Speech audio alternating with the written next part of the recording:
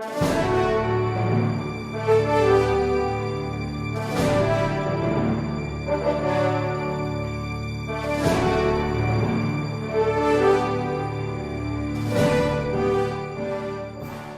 for this property was reduced because of, among others, the damage sustained by the unit. And you further state it is on record that Mega World sold this unit to the Coronas. So I'm just asking if there is any agreement between Mega World and the Coronas with respect to any liability with respect to the damage. First, I hate to... Liability of whom? Of the seller, Your Honor, because as a seller, the seller gives warranties on the unit that it is selling. So I'm just asking, Your Honor, if any provision was made with respect to the Well, the best damage. evidence of any contract would be the contents of the contract. Isn't it, Counsel? Your Honor, I'm asking if there is any agreement, Your Honor. Mr. President, As I said, the contract would show the warranties, the obligation of each party, the obligation of the seller, and the obligation of the buyer. It's all in the contract. And it's incompetent. It's not proper to introduce parole evidence in a completed transaction covered by contract. Your Honor, we are not party to the contract, so... You are not party to the contract. yes, Your Honor, so we submit that the parole evidence would Then not apply. produce the contract between the Coronas and the Mega World for the consideration of this court. We submit, Your Honor. Mr. President, The gentle lady from Taguig. we have spent about 33 minutes on this issue of the condition of the condominium and the reduction and discounting of the price. May I know from counsel what is the relevance to Article 2 as to the failure to disclose? Your Honor, the primary relevance, Your Honor, would be to the truthfulness of the SALN for 2010. And then the question is, did you disclose or did you not disclose? Does it matter if it was disclosed, it was 1 million more or 2 million more? It was disclosed, Your Honor, but the acquisition cost was not disclosed, and the current fair market value was grossly understated. Well, I will just put on record, Mr. President, that we spent over 30 minutes on this issue, and I do believe that at the rate we're going, it will really take us a very long time to get to the bottom of Article 2. So maybe you can just try to... I will try to abbreviate, Your Honor. Mr. Witness, you stated that the property suffered damage. May I ask if the Bellagio condominium was insured against such type of damage? Immaterial, Your Honor. Well, let the witness answer. Yes, sir. It's normally insured. Yeah.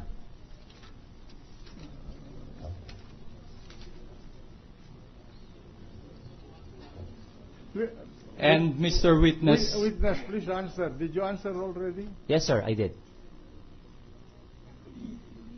with respect to the mode of payment, Mr. Witness, how many payments were made for this particular property? If I remember correctly, there were 4. This was spread over 1 year. So Over 1 year, Yes, okay. over 1 year. Thank you. No, about a year or so. Yes. Less than a year. And you also mentioned that the circumstances drastically changed. What do you mean by these circumstances?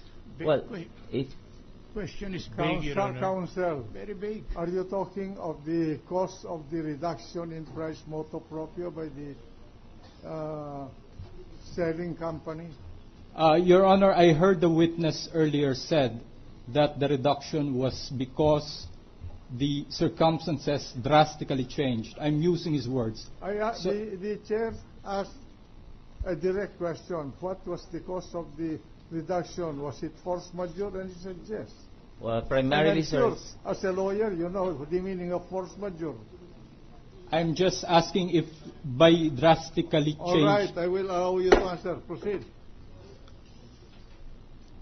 What do you mean by these circumstances drastically changed?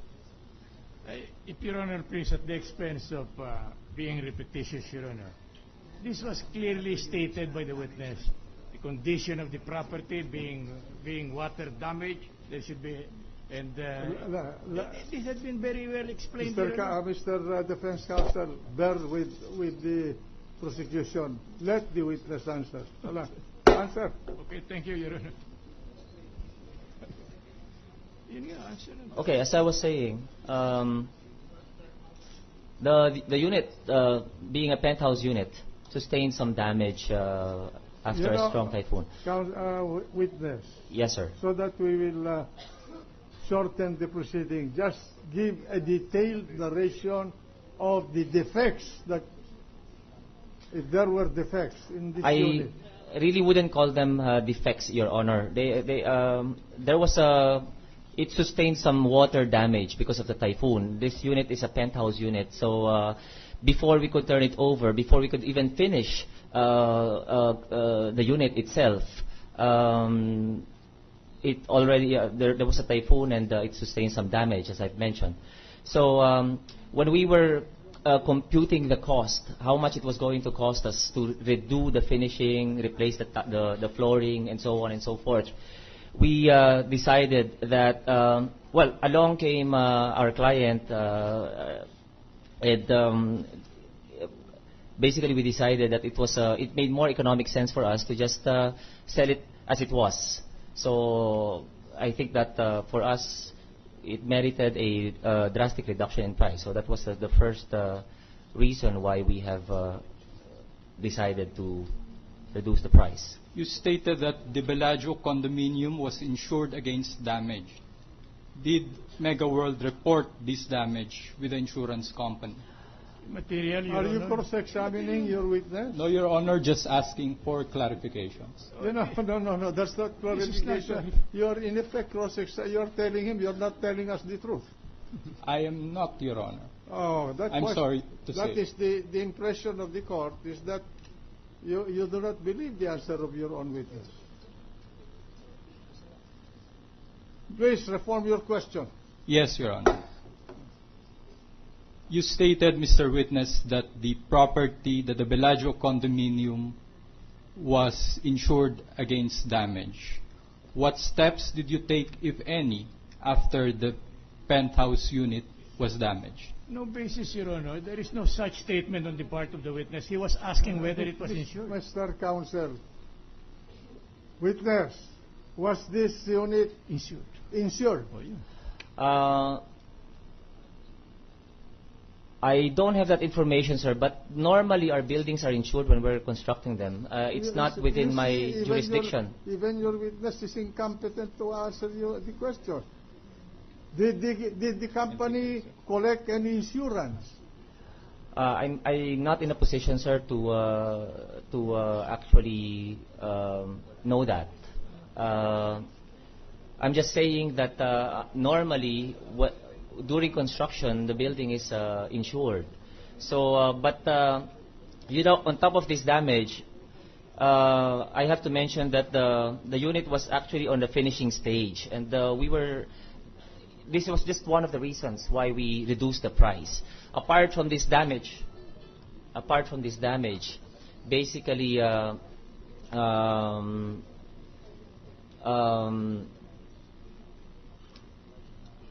we just computed how much it was going to cost us to have to redo everything.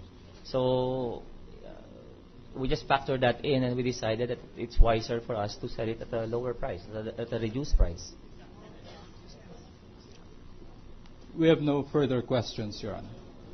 You have no further question to this witness? None, Your Honor. Cross. Thank you, Your Honor. Good afternoon, Mr. Witness. Good afternoon, sir.